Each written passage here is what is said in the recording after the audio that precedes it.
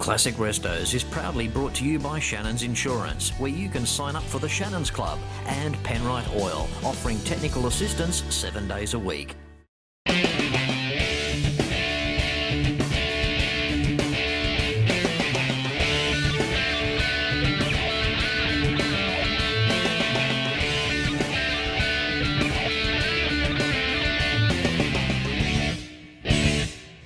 Welcome to part 2 of Chryslers on the Murray for 2014. It's a big thanks to Shannons Insurance, where you can also sign up and become a member of the Shannons Club, and the finest in oils and coolants from Penrite, where you can take advantage of their 24/7 technical assistance line. Check them out at shannons.com.au and penriteoil.com.au.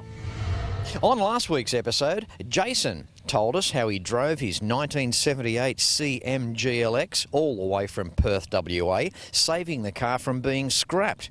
Recognition was paid to AMC as special guests to this year's Chryslers on the Murray. Event organiser Rod Taylor told us how mighty this year's event really is, and John Lynch showed us his 1969 Dodge Charger Daytona, beautifully restored after a massive write-off in the USA. So, kick back and relax and enjoy some more of Australia's largest outdoor Mopar show, Chryslers on the Murray for 2014.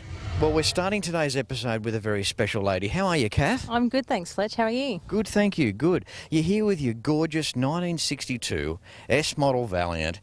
But before we move on, this car means a lot to you, right? It does, it does. It's the first car back from our accident, so... You've also had a very nasty experience in an S-Model Valiant. Give us a quick rundown. Yeah, well, we were lucky enough to be on a car club run, and a guy in a 3 to 4 ton vehicle managed to spin out and run straight into us. That's awful. You were in a coma for a long time?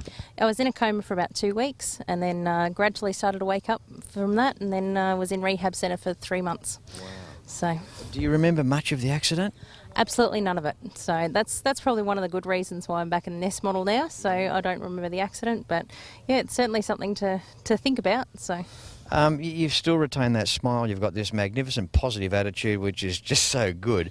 They obviously mean a lot to you, these cars. The one that you're in, totally written off, that was a big shame. It was a shame, actually, and I was worried about what my partner would think when I saw him after waking up from the hospital. But no, look, it's good to be back in it. So that's awesome. We lined up the shot here, and I said to Kath, I said, "Now don't move," and she said, "Well, I can't move that much, Fletch, you know." How long are you going to be on the crutches for? Hopefully until tomorrow. So I'm hoping the doctor gives me the okay and all clear to try and walk again. So that's what I'm looking forward to. Isn't she incredible? You're marvellous with what you've been through, and to turn up at 2014 Chryslers on the Murray again with another one of these cars. Well, let's talk about that car for a sec. What's the story here? How long have you had it? Not that long, I don't think, but no, look, it's a lovely car and beautiful paint job on it. So that's all I look at. So. Well, I mean, I don't know how you find these cars. I mean, I know they are around, but people seem to have luck in finding these original cars. I mean, the interior, it's just beautiful, Kathy. Yeah, look, I think it takes my partner a long time to find cars, but he manages to find the really good ones. Yeah, so look, I think they're worth the wait. That's great. Yeah. Well, Kathy, keep up the good work with everything, with yourself personally and getting back on the road to recovery. I think you're doing an exceptional job, and you're also doing a wonderful job too in the preservation of this 1962 Valiant as well. Thanks, Fletch. All right. Take care. You too. She's marvellous, isn't she? Yeah. We have Wayne now. How are you, Wayne? Good, thanks, Fletch. How are you? Good, mate. Good. You went through this shocking ordeal as well. Yeah, I did. Yeah, not a lot of fun, but no, we managed to live to tell the tale. So another classic car gone off our streets, unfortunately. But you're alive. Well, you're both alive, and you're returning another 62, mate. You're keeping the tradition alive, aren't you? Yeah, that's right. Yeah. Someone's got to. Yeah. What do these old cars mean to you? Oh, a lot. I've been into them since I was a kid. Followed on from the old man. Yeah. And yeah, I love them. Yeah, that's good. Yeah. You must have a few secrets, mate, as to where you find these. Oh, well, you just got to look around and ask around, and yeah, they pop up from time to time. This car's pretty original. It's been repainted, but a lot of it's original. It's only done 60,000 miles. Yeah. Wayne, how does this particular car drive as a car on the road? Nice thing? Oh, fantastic. Yeah, drives really well. It's a really tight car. Wayne, the shape, they were almost gimmicky back in the early 60s. I mean, there was no other car that looked like one of these. Yeah, they were way ahead of their time, weren't they? Yeah. And the old famous slant 6 up front, what a good thing. Yeah, plenty of power. That's the way. Good long stroke motor and, yeah, lots of torque. Yeah.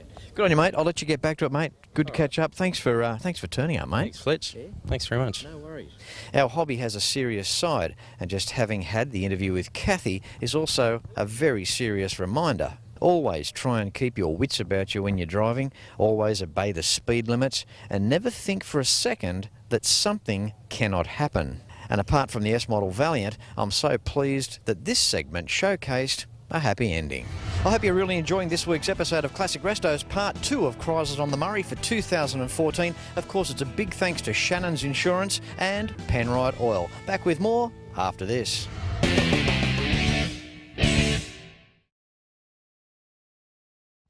Time now for a beautiful 1969 VF Pacer on today's show. How are you, Bill? Good, thanks, Fletch. How are you? Good, mate. I think I ran into you a few years ago.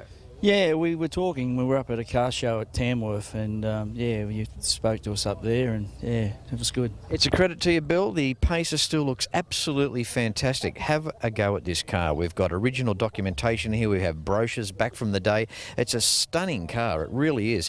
Obviously, this car's going to remain with you for a lot longer yet. Yeah, a long time, I'd say. Yeah, it's a youth dream.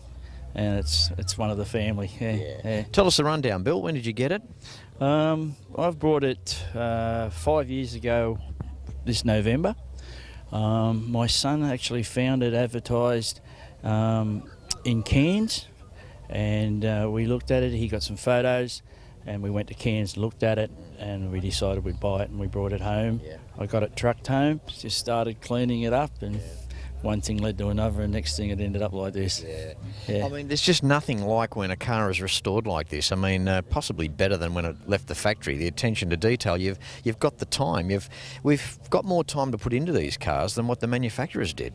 Yeah, well, that's right. It sits in the garage and it's always getting played with. And my two boys, they help me whenever it's required. I love what you got down on the grass down there, Bill. Fat tyres, floor shift, $2,798. But a lot of money for 69. It was a lot of money, yes, especially when you was only earning about $24 a week as an apprentice. It was a lot of money. Yeah. Bill, it's so good to catch up with you on today's episode, mate. Thank you, mate, you're the one and only Pacer on the show. You've made the grade. Thanks very much, and yeah, I appreciate it. Thank you, Tar. Thanks, mate. Moving through, got Ross now. How are you, Ross? Pretty good, thanks, Fletch. That's the way, mate. 1972 VH Charger, the poor man's RT. Why is that? Only comes stocked with a 2-barrel carburetor. So, yeah, it was the cheapest of the RTs that were released. So if you wanted to spend a few more dollars, then you opted up for the triples and then the other options of the E38s and the E49s and that, which are a lot more popular for those guys that had the money. So, yeah, I do love my poor man's Charger. Mate, it's a stunning car. I mean, let's look at the engine up close first of all. We've got the 265 Hemi sitting in there in a beautiful engine bay. The paint's really nice. It just looks gorgeous sitting there. You've got the black crinkle finish around the air cleaner. Yeah, no, it kept everything original. So exactly how it was back in 1972.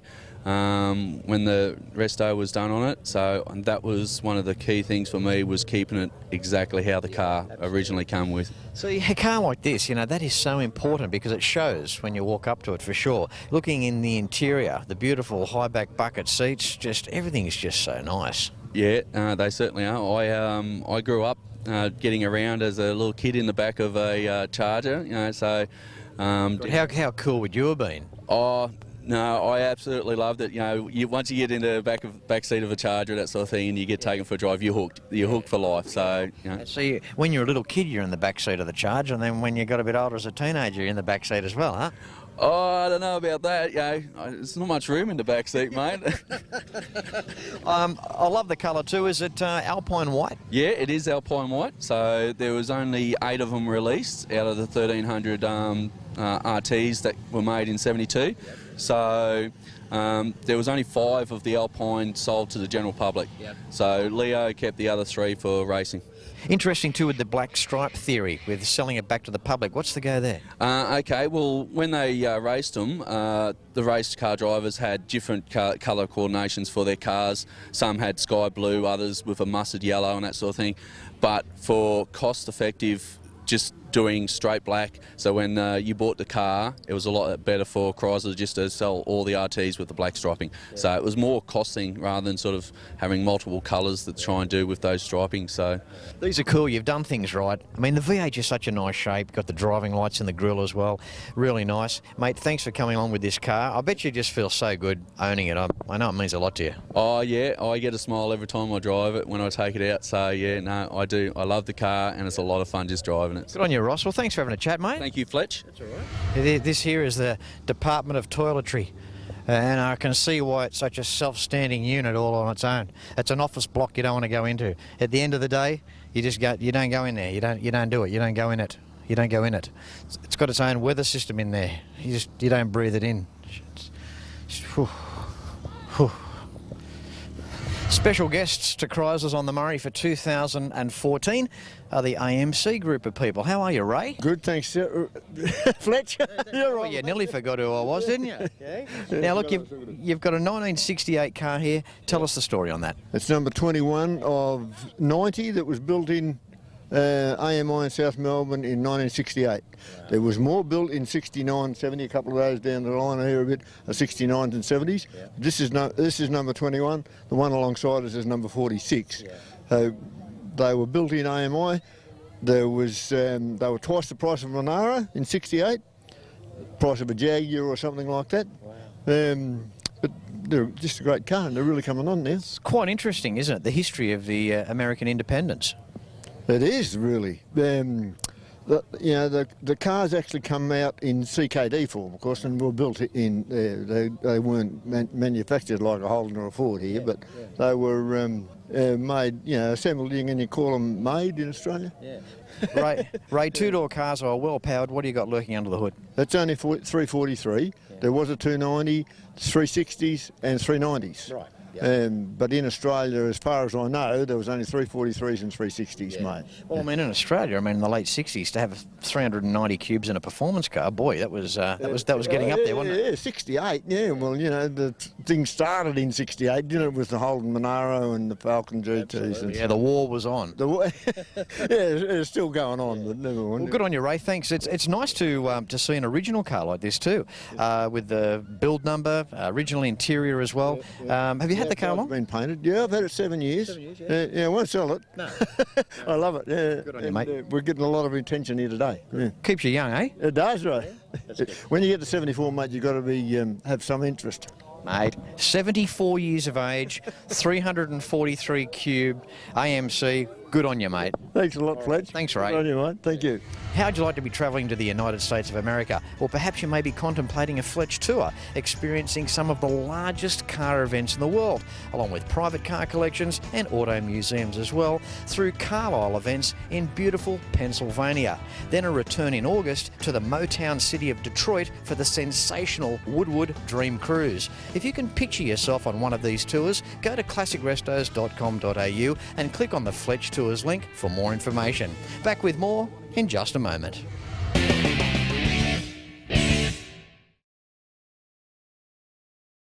Right, time for Maxie on today's show. Time for Maxie. How are you, Max? Very good.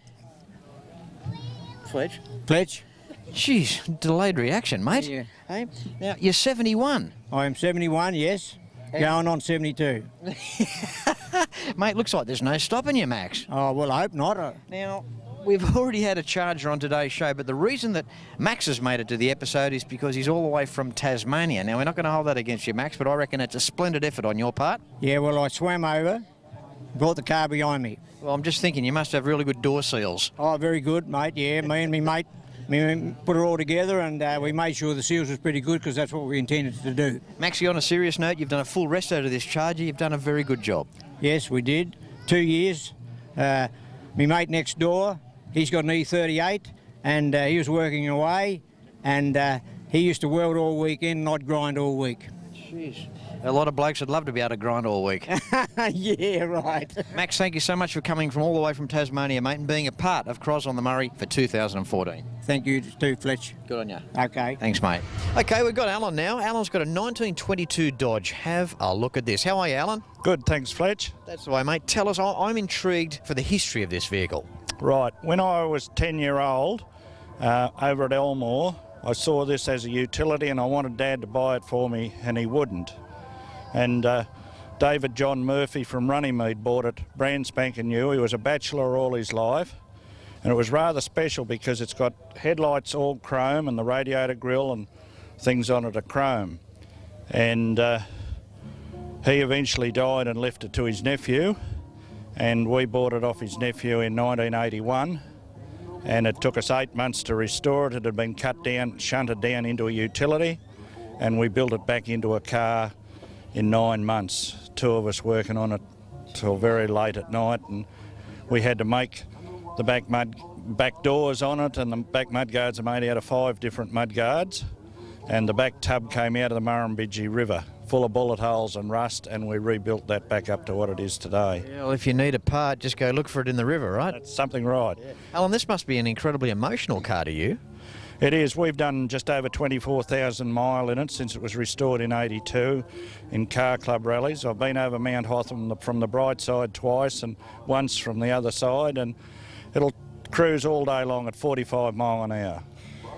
Well, you think of 45 miles an hour back in 1922, it was certainly covering some ground, wasn't it? Yes, it certainly was. Yeah. Alan, it's a real credit to you.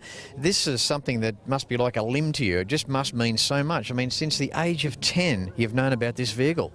Yes, it is, and be virtually only the second family to own it in all those years is another thing that's a little bit record. Alan, this particular 22 Dodge, what can you tell us about the engine? That it's got 5-inch pistons in it, long, slow stroke, and that's where it gets its power from.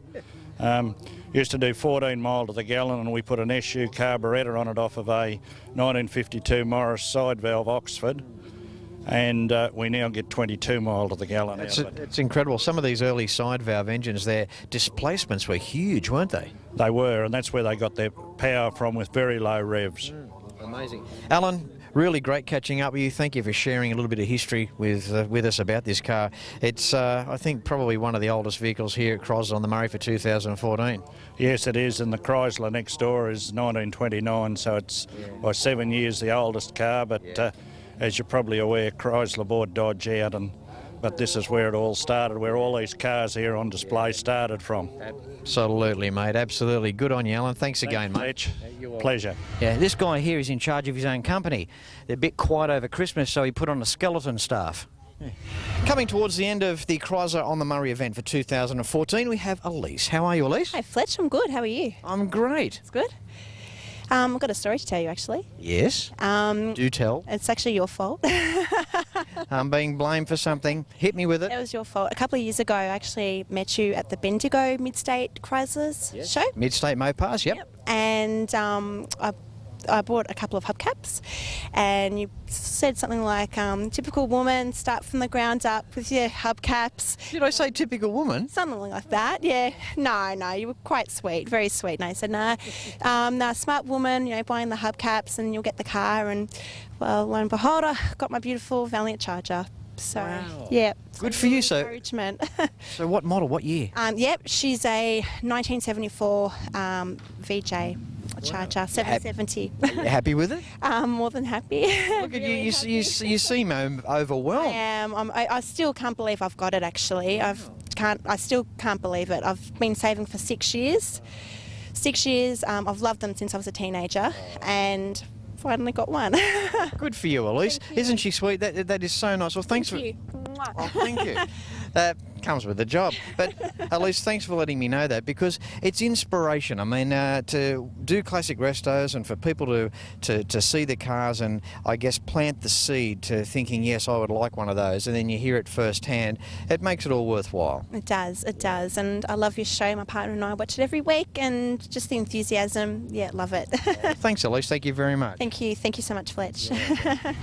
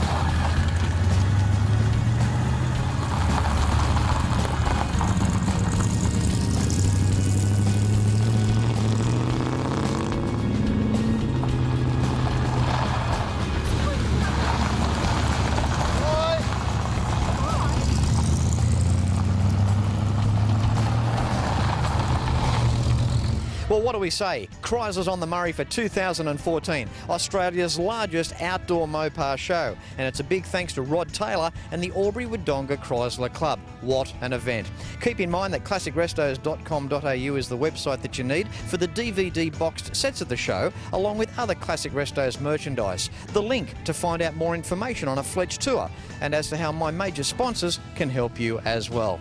As I say at the end of every show, until next week, please ride and drive safe. I'm Fletch, and I thank you very much for watching. You can like and follow us on Facebook at facebook.com/Classic Restos TV and watch catch-up episodes at shannons.com.au.